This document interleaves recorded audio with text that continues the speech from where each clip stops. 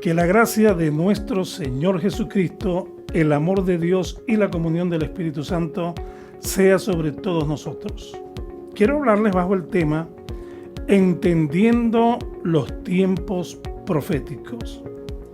Qué tema tan interesante por sí mismo, ya que nosotros los seres humanos siempre nos ha interesado, llamado la atención qué es lo que va a suceder en el futuro.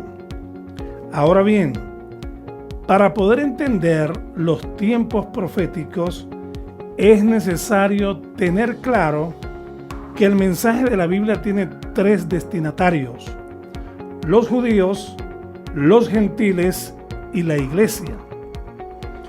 La distinción de estos tres grupos nos las da el apóstol Pablo en su primera carta a los Corintios, capítulo 10, versículo 32, que dice literalmente: no se hay tropiezo ni a judíos, ni a gentiles, ni a la iglesia de Dios.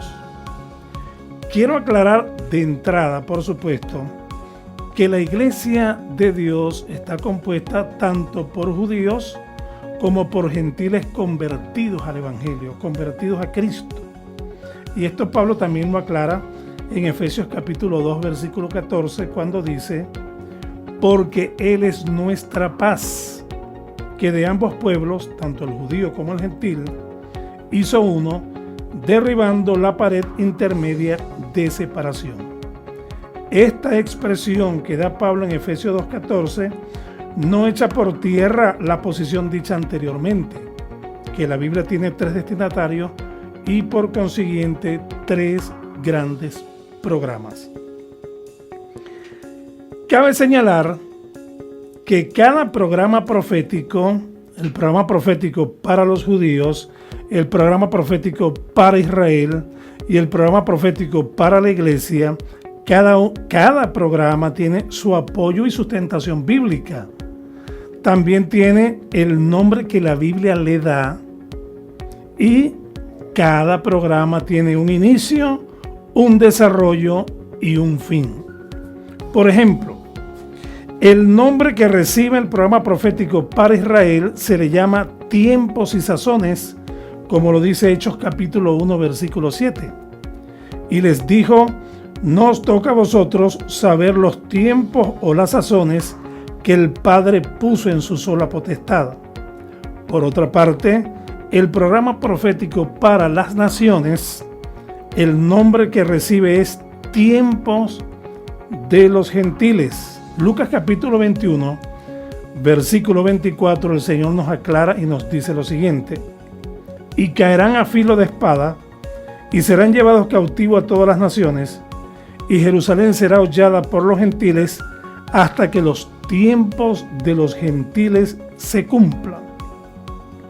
En lo que respecta a la iglesia, apreciados hermanos, el programa es conocido como el misterio del reino de los cielos. Mateo capítulo 13, versículo 11, dice el Señor a sus discípulos, Él respondiendo les dijo: porque a vosotros os es dado saber los misterios del reino de los cielos, mas a ellos no les es dado. Ahora bien, en relación al apoyo o sustentación bíblica que cada programa se puede decir que son numerosos. Mucho apoyo bíblico hay en estos tres programas. Debido a ello, al tiempo también que nos da esta predicación o esta enseñanza, solo haré mención de los que yo considero los más relevantes. Por ejemplo, el programa profético para la nación de Israel está profetizado en Daniel capítulo 9, versículos 24 al 27 y Apocalipsis capítulo 6, versículo 19. Capítulo 6 al capítulo 19. Recuerde que en la cita que les acabo de dar, Daniel capítulo 9, versículos 24 al 27, se habla de las 70 semanas de la profecía de Daniel. Los que creemos y sostenemos el método gramático histórico de interpretación, enseñamos que esas 70 semanas son exclusivas para la ciudad de Daniel y el pueblo de Daniel, o sea, Jerusalén e Israel.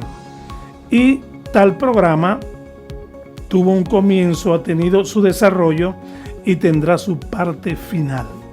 Está bastante ampliado en la profecía de las 70 semanas de Daniel y Apocalipsis capítulo 6 al capítulo 19, que es la porción del Apocalipsis que habla de manera pormenorizada de lo que llamamos la gran tribulación, la angustia de Jacob, el día de Jehová o la semana 70 de la profecía de Daniel. En cuanto al programa profético para la iglesia, el apoyo o sustentación bíblica está en Mateo capítulo 13 y Apocalipsis capítulo 2 y capítulo 3, donde hay ese paralelismo entre las 7 parábolas de Mateo 13 y las 7 iglesias de Apocalipsis: Éfeso, Esmirna, Pérgamo, Tiatira, Sardis, Filadelfia y la Odisea, y de alguna manera ha tenido un cumplimiento a través de la historia en los periodos de la historia de la iglesia. El programa profético, aparte de su desarrollo respectivo, cada programa tiene un desenlace final. Tanto el programa profético para Israel como el programa profético para las naciones finalizan en la batalla de Armagedón y la segunda venida de Cristo, esa segunda venida de Cristo visible y gloriosa. Para estos dos programas sí fueron dejadas señales, lo cual veremos más adelante. Por el contrario, para la iglesia no fueron dejadas señales, repito eso. Para la iglesia de Cristo no fueron dejadas señales como tal, por cuanto el evento con que finaliza el programa profético para la iglesia le llamamos el traslado o el arrebatamiento de la iglesia, conocido como la doctrina de la inminencia. En otras palabras, la venida de Cristo por su iglesia, que sucederá en cualquier momento. Tanto es así que el mismo apóstol Pablo, cuando habla de este evento, no se cuenta con los que van a resucitar, sino con los que van a ser transformados sin ver muerte. Primera a los Tesalonicenses, capítulo 4, versículos 17 y 18, el apóstol dice de la siguiente manera: porque el Señor mismo, con voz de mando, con voz de arcángel y con trompeta de Dios, descenderá del cielo, y los muertos en Cristo resucitarán primero. Luego nosotros, observe acá cómo escribe el apóstol Pablo, luego nosotros los que vivimos, los que hayamos quedado, seremos arrebatados juntamente con ellos en las nubes para recibir al Señor en el aire, y así estaremos siempre con el Señor. O sea, que el traslado de la iglesia que marca el fin del programa profético para la iglesia, conocido como la dispensación de la gracia o el paréntesis de tiempo indefinido, que es la edad de la iglesia, sabemos que finaliza con el traslado o la esperanza bienaventurada. Pero la iglesia primitiva y los apóstoles, como esa es la doctrina de la inminencia, o sea que no quedaron señales para ese evento, la iglesia primitiva esperaba ese evento. El apóstol Pablo también lo esperaba, y siempre a través de la historia la iglesia ha esperado ese evento, con que cierra, repito, el programa profético para la iglesia. No obstante, apreciados hermanos, hay ciertas revelaciones concernientes a la condición dentro de la iglesia de Cristo, que son como indicios de que el fin de este programa está cerca. Teniendo claro estos conceptos, entenderemos con mayor precisión los tiempos proféticos. Recuerde que el tema es entendiendo los tiempos proféticos. Y mi propósito es dejar claro que si no comprendemos la diferencia entre las profecías para Israel, las profecías para la iglesia y las profecías para las naciones, vamos a hacer o tener un cóctel profético de tal manera que profecías que tienen que ver con Israel se las damos a la iglesia y viceversa, y profecías de la iglesia de repente se las acuñamos a las naciones y vemos que no hay ni pie ni cabeza. Por eso es que hoy día, y ha sido un error tradicional de la iglesia, que cuando hay algún evento o una catástrofe en la historia, los cristianos de ese tiempo inmediatamente dicen: señales del fin, Cristo viene pronto. Pero déjeme decirte que eso hay que corregirlo, porque los cristianos, por ejemplo, del primer siglo pensaron que Nerón era el anticristo. Otros pensaron en el siglo segundo y tercero que Constantino era el anticristo. Viniéndonos un poquito más para acá, en el siglo XX, muchos cristianos dijeron que Adolfo Hitler era el anticristo. Un poquito más para acá, en los 90, algunos llegaron a enseñar que Mikhail Gorbachev, el último presidente de la ex Unión de Repúblicas Socialistas Soviéticas, era el anticristo. Hoy día algunos están enseñando que el presidente de Francia, Macron, es el anticristo. Algunos enseñaron que el príncipe Carlos de Inglaterra, si mal no recuerdo, es el anticristo. Y con esta pandemia que hay ahora, que estamos sufriendo del coronavirus o del COVID-19, muchos han enseñado que esto tiene que ver con una de las trompetas o uno de los sellos del libro de Apocalipsis.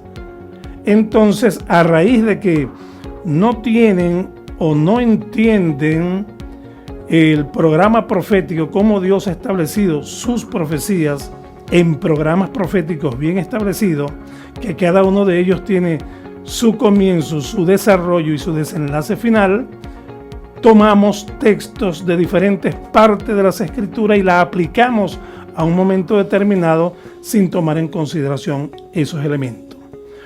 Porque yo aseguro categóricamente que esta pandemia no tiene nada que ver con ningún sello, ni ninguna trompeta y ninguna copa de la ira del Apocalipsis. Sencillamente, apreciados hermanos, porque el libro de Apocalipsis, cuando conocemos la cronología del libro, llegamos a la siguiente conclusión, que el texto clave del libro de Apocalipsis es Apocalipsis 1:19. A Juan se le dice: escribe las cosas que has visto, las que son y las que han de ser después de esta. Has visto, pasado, las que son, presente, las que han de ser después de esta, futuro. Y ahí está el versículo clave del libro. Las cosas que has visto abarca el capítulo 1. ¿Y qué abarca? Bueno, la visión que tuvo Juan del Cristo resucitado, glorificado, Rey de reyes y Señor de señores, como el león de la tribu de Judá, como la raíz de Isaí, como aquel que tiene en su mano diestra las llaves de la vida y de la muerte. El capítulo 2 y 3, las cosas que son, que era la condición de las 7 iglesias de Asia Menor: Éfeso, Esmirna, Pérgamo, Tiatira, Sardis, Filadelfia y la Odisea. Las cosas que han de ser después de esta, desde el capítulo 4 al 22. Y esos capítulos también tienen sus subdivisiones. Capítulo 4 y 5 habla de la iglesia en el cielo, representada en los 24 ancianos, que no voy a desglosar en este estudio. Capítulo 6 al 19 es la descripción de la gran tribulación, porque el cántico de los 24 ancianos, que dice: digno eres de abrir el libro y desatar los sellos, porque con tu sangre nos redimiste de todo pueblo, lengua y nación, y nos has hecho reyes y sacerdotes, y reinaremos con Cristo en la tierra, que es el cántico de los 24 ancianos, que ese cántico es uno de los argumentos, de muchos argumentos, que demuestran que ellos representan la iglesia. Ellos son los que le están diciendo a Cristo: Señor, cuando usted quiera puede desatar los sellos. Todos sabemos que la gran tribulación comienza con los 7 sellos que aparecen en Apocalipsis capítulo 6, y el primer sello es un jinete montado en un caballo blanco, que no es el mismo jinete montado en el caballo blanco de Apocalipsis 19. Este primero del 6 es el anticristo, y el del 19 es el Cristo de la gloria, Rey de reyes y Señor de señores. Ahora, desde el capítulo 6 al 19, como es la gran tribulación comienza con los 7 sellos, luego con las 7 trompetas y luego con las 7 copas de la ira.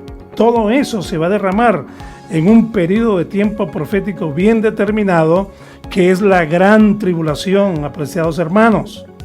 Por eso no hay ningún sello, ni ninguna copa, ni ninguna trompeta sonando por allí, porque la gran tribulación comenzará inmediatamente después que la iglesia sea levantada en gloria con Cristo.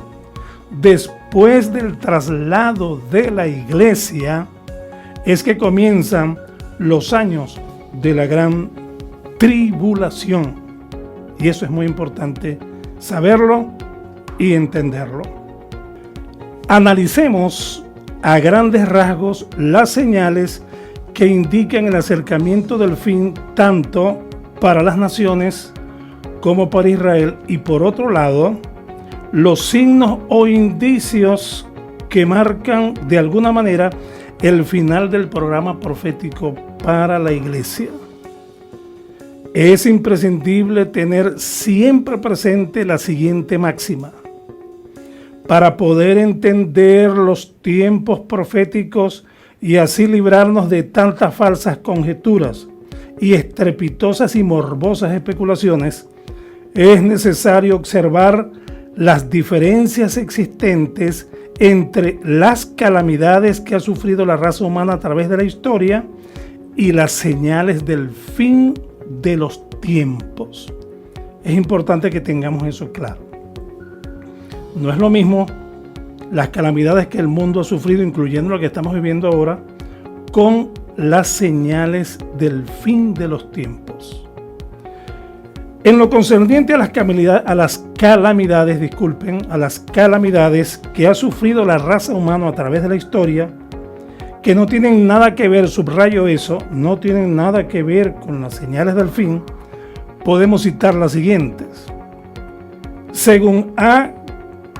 Cagliani, de la Facultad de Historia de Buenos Aires, autor del artículo Guerras en la Historia de la Humanidad, nos dice: en los últimos 5.000 años de historia, la humanidad solo tuvo 900 años de paz. Más de 8.000 tratados de paz se han firmado en el transcurso de los últimos 35 siglos. Desde el año 1000 después de Cristo hasta el 2000, se calcula que las guerras han causado 148 millones de víctimas. Desde 1945 hasta finales del siglo XX, y mire que va incluido en 1945, finaliza la Segunda Guerra Mundial, nace las Naciones Unidas, y 3 años después, en 1948, se da la Declaración Universal de los Derechos Humanos. Bueno, desde 1945 hasta finales del siglo XX se disputaron 140 guerras con más de 13 millones de muertos. Todo eso no son las señales del fin. Todo eso son calamidades que ha sufrido la raza humana a través de la historia. Eso en relación a las guerras. En lo alusivo a las pandemias, y preste atención a esto, solo en el siglo XX se han desarrollado las siguientes: viruela, que causó la muerte de 30 millones de personas; sarampión, 200 millones; peste negra, 75 millones; gripe española, 80 millones; el VIH, 25 millones; plaga de Justiniano, 25 millones de fallecidos. Tercera pandemia, 12 millones. Tifus, 4 millones. Cólera, 3 millones. Gripe de Hong Kong, 1 millón. Sin mencionar la pandemia del 2020, que es el COVID-19, que en esta segunda semana de octubre de 2020 ya se han contabilizado más de 37 millones de casos. 26 millones de personas recuperadas, y hago aquí un paréntesis, entre las cuales se encuentra este servidor y parte de su familia, y un poco más de 1 millón de personas lamentablemente han fallecido. Pero vuelvo a recalcar y vuelvo a subrayar, todas estas calamidades que eran consideradas por los cristianos que les tocó vivirlas como señales del fin, al igual que muchos hoy creen que esta es una señal del fin, no es necesariamente así. Y aquí voy ahora. No quiero hablarles detalladamente del programa profético para las naciones que está profetizado en el sueño de Nabucodonosor, de la imagen de Nabucodonosor, la visión de Daniel de las bestias. No quiero hablarles pormenorizadamente del programa profético para Israel, de las 70 semanas, cuándo comenzaron, cuándo se cumplieron las primeras 7, luego las 62 y cuándo se cumplirá la última. Ni quiero hablar de manera pormenorizada del programa profético para la iglesia, profetizado allí en las 7 parábolas de Mateo 13 y las 7 cartas de Apocalipsis. No dará el tiempo. El tema es entendiendo los tiempos proféticos, y quiero subrayar o enfatizar, o mi propósito es hablar de las señales del fin en relación a Israel, en relación a las naciones y lo que tiene que ver con la iglesia. Las señales del fin, mis queridos hermanos, están enmarcadas en la conversación que tuvo Cristo con sus discípulos en el Monte de los Olivos, lugar emblemático, porque en ese Monte de los Olivos, aparte de esta conversación escatológica que tuvo Jesús con sus discípulos, también de allí Jesús ascendió a los cielos, y cuando venga por segunda vez pondrá sus pies allí mismo en el Monte de los Olivos. Los sinópticos, o sea Mateo, Marcos y Lucas, registran esta conversación escatológica, la cual parte de la siguiente pregunta. Mire la pregunta. Mateo capítulo 24, versículo 3.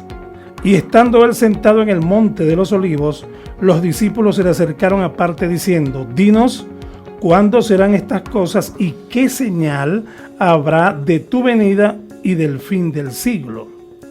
Fíjese que está hablando de qué señales habla de tu venida y del fin del siglo.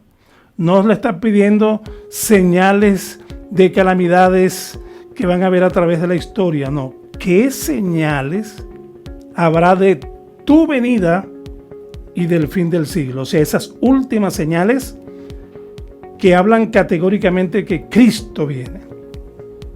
Tanto las preguntas formuladas por sus discípulos como las respuestas dadas por el Señor no hace referencia a las calamidades de la raza humana o que la raza humana ha sufrido a través de la historia, sino a un periodo de tiempo que él llama, en esa misma respuesta que él da, la gran tribulación.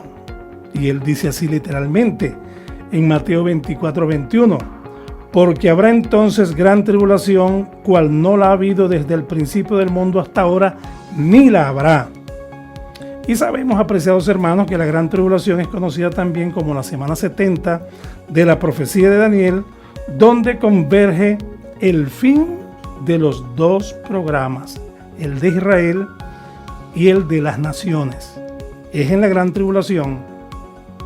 ¿Por qué? Porque en el programa profético para las naciones, que está allí en Daniel capítulo 2 y Daniel capítulo 7, y descrito también en Apocalipsis capítulo 6 al 19, vemos que las naciones fenecen ante la presencia de Cristo Jesús en la batalla de Armagedón, y la nación de Israel de alguna manera es librada de su angustia y ellos por fin pueden convertirse nacionalmente y reciben a Cristo como el Mesías. Entonces ahí vemos que convergen. Ahora, es importante notar que las señales del fin descritas en Mateo 24 son las siguientes: guerras, terremotos, hambres, persecuciones, la abominación desoladora. Pero esas guerras, rumores de guerras, hambres, pestilencias que habla Mateo 24 no son las que ya les describí a través de los últimos 2000 años o 5000 años de historia. No, sino que van a haber unas guerras, hambres y pestilencias que tendrán lugar en la gran tribulación. Cuando usted observa y hace un paralelismo entre Mateo 24 y Apocalipsis 6, se da cuenta que es la misma descripción de los mismos eventos. O sea, las guerras, rumores de guerra, hambre y pestilencia que habla Mateo 24 son las que van a desarrollarse en la gran tribulación y que finalizan con la venida de Cristo en gloria. Por eso es que el Señor dice: y si aquellos días no fuesen acortados, ninguna carne sería salva. Algunos mal interpretado esta porción bíblica y enseñan que los días ahora están más cortos, que ahora los días se van más rápido. Esto demuestra el cumplimiento profético. No, apreciados hermanos, eso no es así. ¿Por qué? Por la sencilla razón de que cuando el Señor dice, y si aquellos días no fuesen acortados, ¿cuáles son aquellos días? En el contexto de Mateo 24, Él está describiendo la gran tribulación y está diciendo todo lo que va a haber en esos días, que será terrible como nunca antes ni después.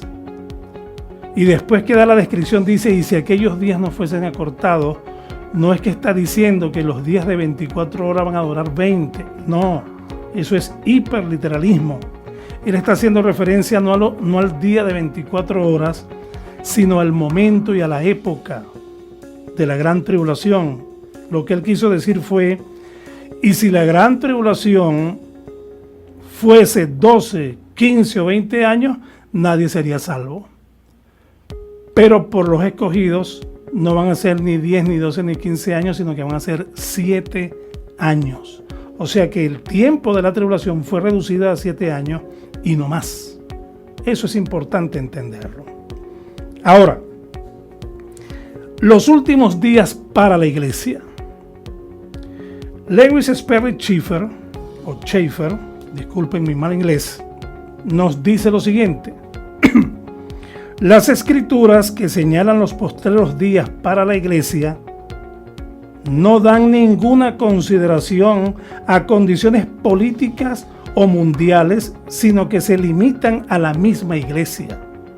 Si hay algunos indicios o algunas señales del fin del programa profético para la iglesia, no están enmarcadas en las señales del fin que se le dio a Israel y a las naciones, sino que están enmarcadas en la misma iglesia. Por eso podemos decir que los postreros días en su relación con la iglesia, mire esta enseñanza, y está allí en la Biblia. Es importante destacar que los postreros días en su relación con la iglesia tienen un comienzo y un final. El comienzo tiene que ver con 3 características sumamente relevantes. Número 1, la primera venida de Cristo para enseñarnos el camino. Número 2, su sacrificio expiatorio en la cruz. Y número 3, el derramamiento del Espíritu Santo en Pentecostés. En otras palabras, según el plan de Dios, los postreros tiempos son estos 2000 años de cristianismo. Los postreros tiempos es la dispensación de la gracia. Y mire cómo se lo confirmo con la palabra. Les dije que hay 3 características sumamente relevantes. La primera de ellas, la primera venida de Cristo para enseñarnos el camino. Mire lo que dice Hebreos 1:2. En estos postreros días nos ha hablado por el Hijo, a quien constituyó heredero de todo y por quien asimismo hizo el universo. O sea que el escritor a los Hebreos dice que Dios había hablado a través de los profetas en los otros tiempos, pero en estos postreros días nos habló a través del Hijo.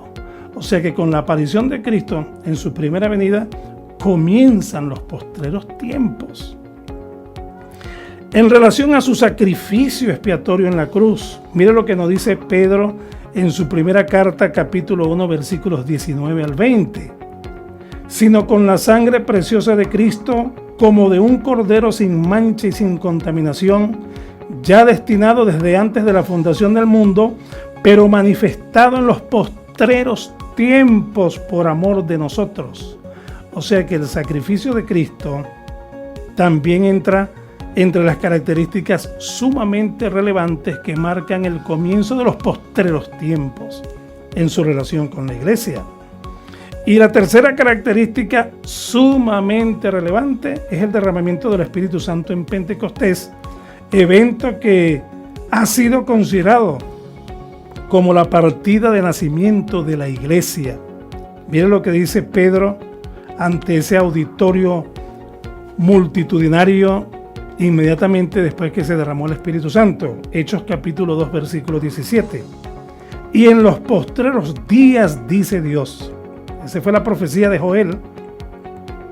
Y que se cumplió en Pentecostés. Y que Pedro interpreta. Y en los postreros días, dice Dios, derramaré de mi espíritu sobre toda carne, y vuestros hijos y vuestras hijas profetizarán, vuestros jóvenes verán visiones, y vuestros ancianos soñarán sueños. En pocas palabras, o en palabras más sencillas, según la posición del Nuevo Testamento, la dispensación de la gracia o edad de la iglesia es catalogada como los postreros tiempos o los postreros días.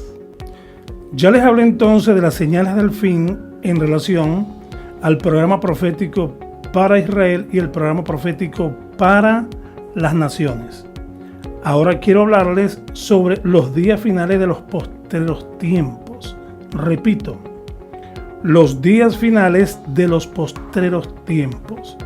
Ya sabemos que los postreros tiempos, de acuerdo a lo que ya les hablé de el programa profético para la iglesia en esta tierra, considerado como los postreros tiempos, tiene sus días finales. Ahora bien, ¿qué indicios proféticos subrayaron los apóstoles que pueden considerarse como los días finales del programa profético para la iglesia?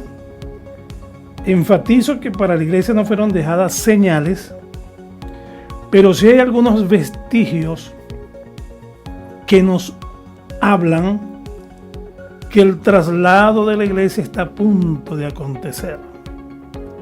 ¿Y cuáles son esos vestigios? Mire lo que dice el apóstol Pablo a Timoteo. Van a haber unas características en el último tiempo, en los días finales del programa profético para la iglesia, y Pablo le llama tiempo de apostasía. 1 Timoteo 4:1. Pero el Espíritu dice claramente que en los postreros tiempos, esa expresión postreros tiempos no habla del periodo completo de la dispensación de la iglesia, sino los últimos días de los últimos días.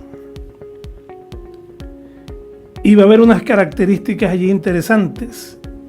Y el apóstol Pablo nos dice, pero el Espíritu dice claramente que en los postreros tiempos algunos apostatarán de la fe, escuchando espíritus engañadores y a doctrina de demonios.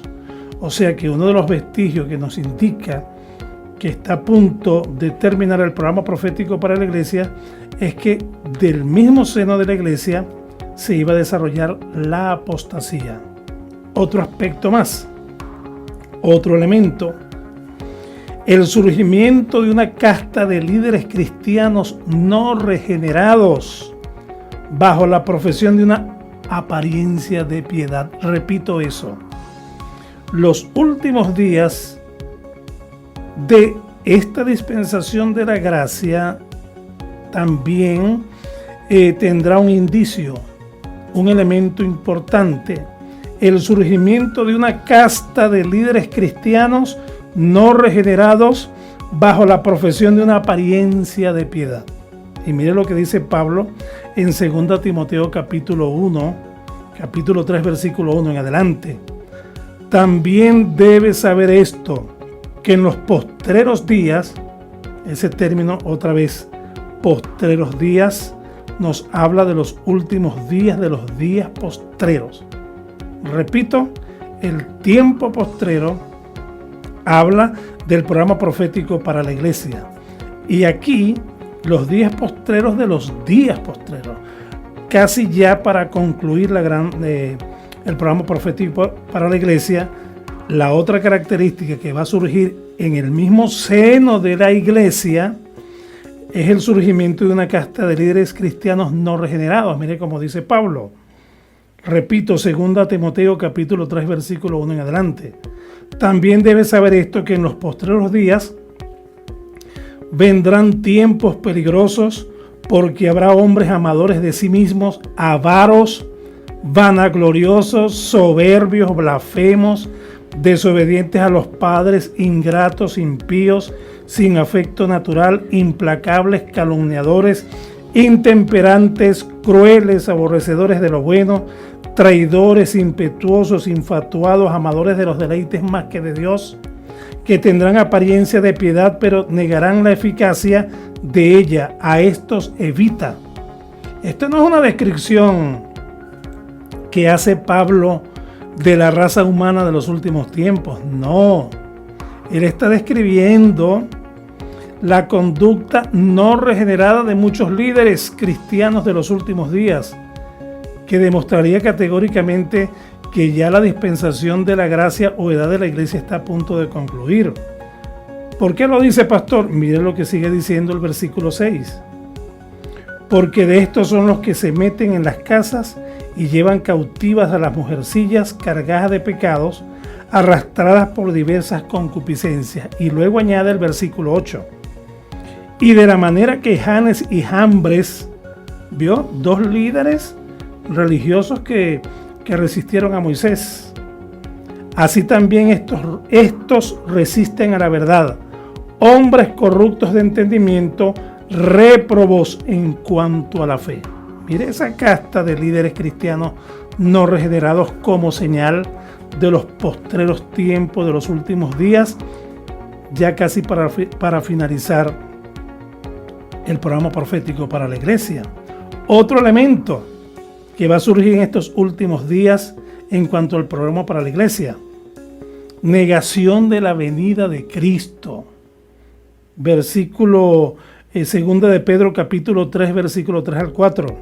Sabiendo primero esto, que en los postreros días, dice Pedro, vendrán burladores andando según sus propias concupiscencias y diciendo: ¿dónde está la promesa de su advenimiento? Porque desde el día en que los padres durmieron, todas las cosas permanecen así como desde el principio de la creación.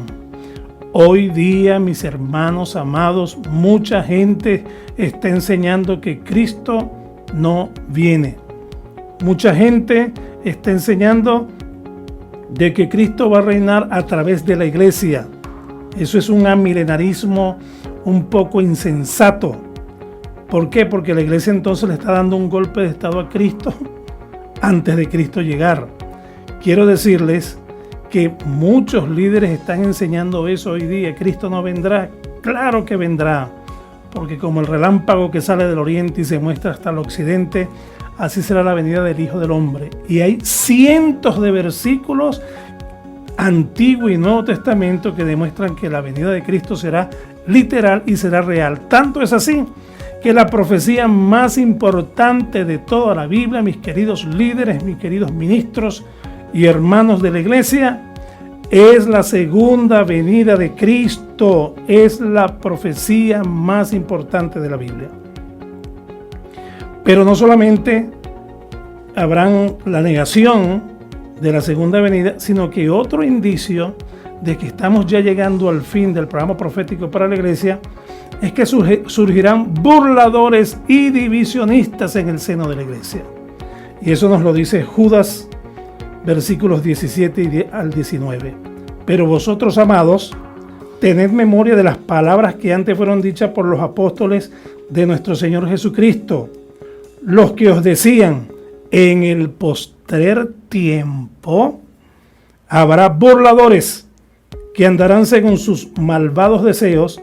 Estos son los que causan divisiones, los sensuales que no tienen el Espíritu. Así que, mis amados hermanos, líderes, ministros, siervos y siervas del Señor, para poder entender los tiempos proféticos, hay que saber de que la Biblia tiene 3 destinatarios: los judíos, los gentiles y la iglesia. Y que hay un programa para cada uno de ellos, un programa para Israel, un programa profético para la iglesia y un programa profético para las naciones. Y que quedaron señales del fin para Israel y para las naciones, y no así para la iglesia. Y que el traslado sucederá en cualquier momento. Todo demuestra categóricamente, entonces, que cuando podemos comprender las cosas desde este enfoque, podemos entender los tiempos proféticos. Lo que sí te puedo asegurar para cerrar este mensaje es que podemos sostener sin temor a equivocarnos que en cualquier momento el Padre le va a decir al Hijo: suena la trompeta, y el Hijo sonará la trompeta. Y cuando el Hijo suene la trompeta, los muertos en Cristo resucitarán primero, y los que estemos vivos seremos transformados, y ambos grupos juntamente seremos levantados como un trofeo maravilloso en las manos poderosas del Espíritu Santo. El Espíritu Santo levantará a la iglesia como un trofeo maravilloso, y en ese momento Cristo viene descendiendo. Allí no todo ojo le verá, sino bienaventurados los de limpio corazón, ellos verán a Dios. En ese momento el Espíritu Santo le dice al Hijo: te entrego la iglesia que me diste, que guardara por más de 2000 años, te la entrego sin mancha ni arruga, lista y preparada para las bodas del Cordero. El Hijo le dirá al Espíritu Santo: muy bien, Espíritu Santo, y haremos una entrada triunfal, no a la Jerusalén terrestre, sino a la Jerusalén que tiene fundamentos, cuyo arquitecto y constructor es el Dios de la gloria, el novio que es Cristo, la novia que es la iglesia y el amigo del novio que es el Espíritu Santo. Llegaremos al tercer cielo, y dice Judas versículo 24 que Cristo se presentará a sí mismo a la iglesia con gran alegría, y estoy seguro que luego le dirá al Padre: Padre, te presento a mi novia, la compré no con oro ni plata, sino a precio de mi sangre preciosa, la cual vertí en la cruz del Calvario. El Padre entonces dirá a los ángeles, arcángeles, querubines y serafines: preparen las mesas, porque comienza las bodas del Cordero. Y gloria a Dios por eso, porque entonces en el tribunal de Cristo y las bodas del Cordero seremos recompensados por el Señor. Recibiremos coronas, vestiduras blancas y tronos, y le alabaremos por los siglos de los siglos, y allí ya no habrá ni dolor, ni enfermedad, ni muerte, sino gozo y paz en el Espíritu por los siglos de los siglos. Por eso, mis hermanos, motivémonos a trabajar fuertemente en la obra. Motivémonos a trabajar con ahínco, sirviéndole al ojo de Dios, porque Cristo viene pronto por su iglesia. Y luego que nos vayamos con Él, 7 años después, vendrá Cristo con su iglesia, y todo ojo le verá. Dios te bendiga y Dios te guarde. Firme y adelante en el Señor.